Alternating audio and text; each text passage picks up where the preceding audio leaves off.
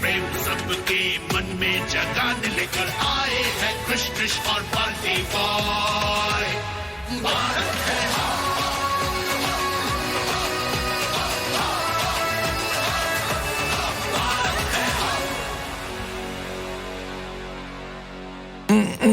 वाह है?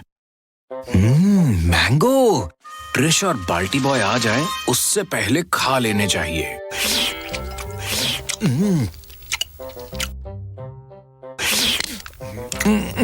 वाह, मजा आ गया है? लगता है कोई आ रहा है। फटाफट खुदीराम जी की टेक्निक इस्तेमाल करके मैंगोज में हवा भर देता हूँ। किसी को पता नहीं चलेगा कि मैं आम अंदर से खाली कर चुका हूँ और वापस सो जाता हूँ।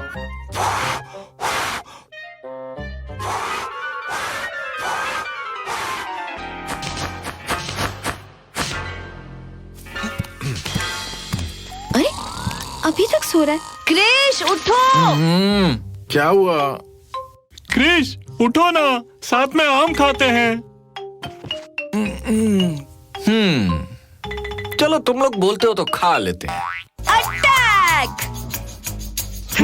ये कैसे? ये आम ऊपर से एकदम सही लग रहे थे, पर अंदर से खाली कैसे है?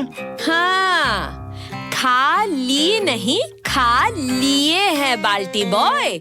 अच्छी दोस्ती निभाई तुमने क्रिश। सारे आम अकेले ही खा लिए। दोस्तों के साथ चीटिंग वेरी बैड। अरे नाराज क्यों हो रहे हो दोस्तों? मैं तो बस खुदीराम जी बोस की टेक्निक ट्राई कर रहा था। टेक्निक? कैसी टेक्निक? कौन खुदीराम जी बोस? 18 साल की उम्र में फांसी के तख्ते को हंसते हंसते चूमने वाले वो स्वतंत्रता सेनानी जिनकी आखिरी विश यही थी कि उन्हें मरने से पहले आम खाने हैं। और वो आम भी उन्होंने ऐसे खाए कि किसी को पता नहीं चला कि खाए हैं भी या नहीं। वाह, ये तो सच में बहुत इंटरेस्टिंग है। पर उन्हें इतनी कम उम्र में फांसी हुई क्यों? मैं जानती हूँ तुम क्या करने की कोशिश कर रहे हो। तुम चाहते हो कि हम ये इंटरेस्टिंग कहानी सुने और जो तुमने चीटिंग की है उसे भूल जाएं, है ना? हाँ क्रिश, ऐसा कुछ नहीं है। मैं कहानी सुनाऊंगा और फिर खुद जाके सबके लिए आम लाऊंगा। डन? डन। संस्कृति स्टोरी मोड ऑन।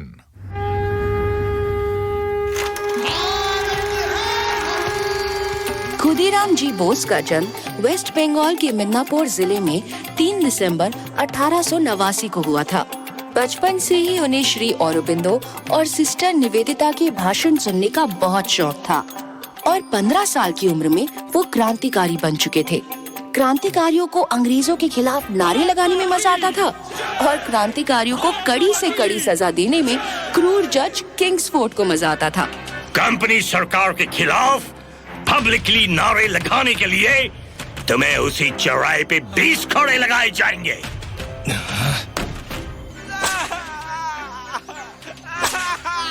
ऐसा कब तक चलता रहेगा खुदीराम? रोकने के लिए हमें ही कुछ करना होगा प्रफुल्ल। जज किंग्सफोर्ड जानबूझ के इतनी कड़ी सजा देता है ताकि लोगों में दहशत फैले और वो स्वतंत्रता संग्राम में हम क्रांतिकारियों का साथ ना दें, इसीलिए सबसे पहले उसे ही रास्ते से हटाना होगा। पर अब तो उसकी पोस्टिंग बिहार के मुजफ्फरपुर में हो गई है। तो चल बे मुजफ्फरपुर। खुदीराम जी और प्रफुल्ल जी मुजफ्फरपुर के लिए निकल पड़े। मुजफ्फरपुर के गेस्ट हाउस में पहुंचते ही प्रफुल्ल जी और खुदीराम जी खिड़की दरवाजे ठीक से बंद कर लेते हैं और प्रफुल्ल जी अपने सामान में से एक देसी बॉम्ब निकालते हैं और खुदीराम जी को दिखाते हैं। बॉम्ब तो हम फेंक देंगे, लेकिन उसके बाद हमारा यहाँ से बच के निकलना मुश्किल होगा। ये कहते हुए दोनों अपने थैले से पिस्तौल निकालकर अपने अपने माथे पर रखते हैं और संकल्प लेते हैं। अगर भाग नहीं पाया तो पकड़ा भी नहीं जाऊंगा। मैं भी। फिर दोनों ने किंग्सफोर्ड को मारने की तैयारी शुरू कर दी। पूरे 2 हफ्ते छुप छुपा के खुदीराम जी बोस और प्रफुल्ल जी चाकी ने किंग्सफोर्ड की हर गतिविधि पे नजर रखी। रोज सुबह 9:30 बजे कोर्ट आता है, वो भी अकेले। रोज ये 5 बजे निकलता है। पर यहाँ पुलिस बहुत है। शुक्रवार और शनिवार को ये यूरोपियन क्लब आता है। हमसे लूटे हुए पैसों से जुआ खेलने, यही सबसे सही जगह है इसे खत्म करने की। हमारे पास सिर्फ एक मौका होगा। गलती की कोई गुंजाइश नहीं। और फिर वो दिन आ गया, 13 अप्रैल 1908। दोनों अपने प्लान के मुताबिक यूरोपियन क्लब पहुंच गए और किंग्सफोर्ड की राह देखने लगे। ये किंग्सफोर्ड अब तक बाहर क्यों नहीं आया? आएगा नहीं तो जाएगा कहाँ? नजर रखो, उसका घोड़ा भूरा है, जिसके कान सफेद है, और उसकी घोड़ा गाड़ी के चक्के की पट्टियां रंगी हुई हैं। कुछ देर और राह देखने के बाद खुदीराम जी ने किंग्सफोर्ड की घोड़ा गाड़ी को आते हुए देखा। प्रफुल्ला जी और खुदीराम जी दोनों अलर्ट हो गए। जैसे ही गाड़ी यूरोपियन क्लब से बाहर निकली कि दोनों ने उसका पीछा करना शुरू कर दिया, और फिर मौका मिलते ही दोनों ने गाड़ी पर दोनों तरफ से बॉम्ब फेंक दिए। अब यहाँ से हमें अलग अलग रास्तों से निकलना होगा। साथ रहें तो पकड़े जाने का खतरा बढ़ जाएगा। अपना ध्यान रखना। तुम भी। तकरीबन 25 मील चलने के बाद खुदीराम जी पहुंचे वाइनी स्टेशन पर, जहां उन्होंने कुछ यात्रियों को बातें करते सुना। साहब, आपने सुना? कल रात किसी ने क्लब हाउस एरिया में एक बग्गी पर बॉम्ब फेंका। एक औरत और उसकी बेटी की उसमें जान चली गई। बहुत बुरा हुआ। की बोल छो तुम्हें? जज किंग्सफोर्ड बच गया? वो बच कैसे गया? तुम्हें किंग्सफोर्ड के बारे में कैसे पता? कहीं तुमने तो नहीं? खुदीराम जी के मुंह से किंग्सफोर्ड का नाम लेना और ये पूछना कि वो बच कैसे गए, वहां मौजूद एक पुलिस हवलदार ने सुन लिया, और खुदीराम जी अपनी पिस्तौल निकालकर अपने आप को शूट करते उससे पहले ही उसने उनको पकड़ लिया।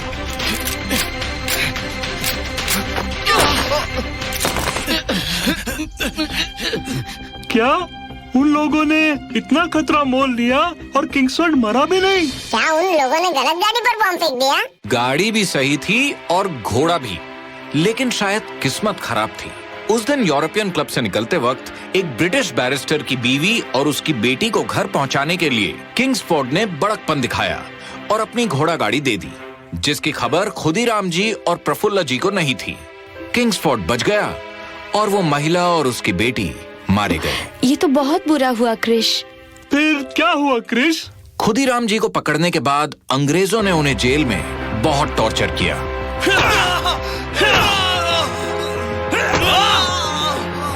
Tell me the names. तुम्हारे साथ दूसरा कौन था? भारत माता की जय!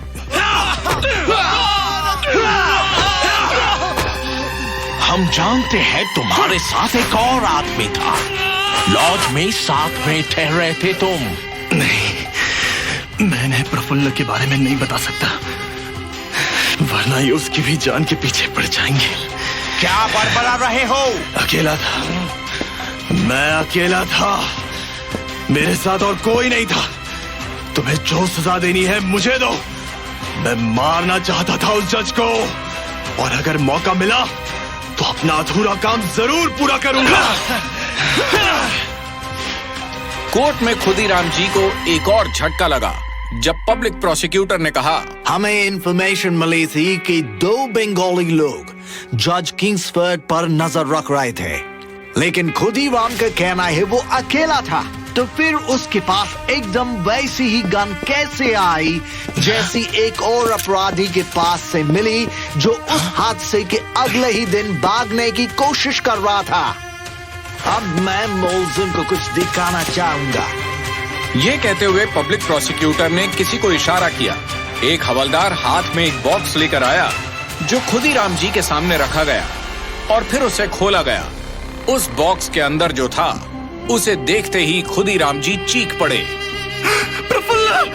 क्रूर अंग्रेजों ने खुदीराम जी को प्रफुल्ल जी का कटा हुआ सर दिखाया था। ओ, तुम जानते हो इसे? इसमें पुलिस के सामने अपना खेल खत्म होता देख मोकामा घाट स्टेशन पर अपने आप को गोली मार दे। कहो, थाना ये तुम्हारा साथी? हाँ, मैं अकेला नहीं था, मेरे साथ एक बहादुर क्रांतिकारी प्रफुल्ल चाकी भी था।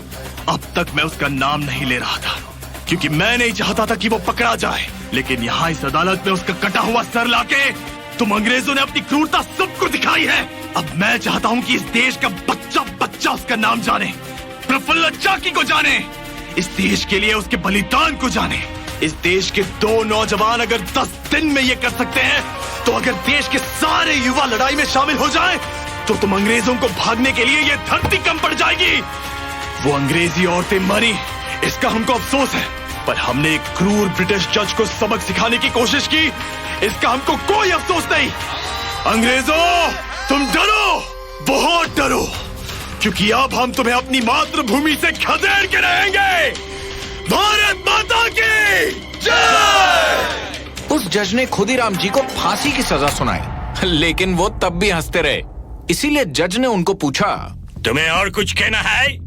बस कुछ और वक्त मिल जाता तो मैं आपको भी बॉम्ब बनाना सिखा देता। फिर 10 अगस्त 1908 को तुमने अपनी आखिरी इच्छा में खाने के लिए आम मांगे और वो भी नहीं खाए। ये कहते हुए जब ब्रिटिश जेलर ने उस आम की टोकरी उठाई तो वो हल्की थी। चेक किया तो पता लगा कि आम में हवा भरी हुई थी। खुदीराम जी ने मुस्कुराते हुए जेलर से कहा, ये हिंदुस्तानी तरीका है जेलर साहब, जैसे आज आम खा लिए और आपको पता नहीं चला, वैसे ही एक दिन ये देश आजाद भी हो जाएगा और आप लोगों को पता तक नहीं चलेगा। 11 अगस्त 1908 को सुबह 6 बजे उन्हें फांसी दे दी गई। वाइनी रेलवे स्टेशन, जहां खुदीराम जी बोस पकड़े गए थे, उसका नाम बदलकर अब खुदीराम बोस पुसा रेलवे स्टेशन रख दिया गया है, जो बिहार के समस्तीपुर डिस्ट्रिक्ट में स्थित है। अब समझ में आया कि तुम्हें आम में हवा भरने की कहां से सूझी। मुझे भी समझ आ गया कि सेल्फिश नहीं होना चाहिए, दोस्ती में चीजें शेयर करनी चाहिए। जैसे खुदीराम जी बोस ने क्रेडिट प्रफुल्ल जी चाकी के साथ शेयर किया, इसीलिए मैं आप लोगों के लिए आम लेने जा रहा हूँ। लेकिन जाने से पहले सब मिलके गर्व से कहो, भारत है हम। दोस्तों, अगर ये कहानी सुनने में आप लोगों को इतना मजा आया तो सोचिए देखने में कितना मजा आएगा। देखिए क्रिश ट्रिश बाल्टी बॉय भारत है हम, हर रविवार सुबह 11 बजे दूरदर्शन पर। और हमारे स्ट्रीमिंग पार्टनर्स हैं Amazon प्राइम वीडियो और Netflix। Stay tuned.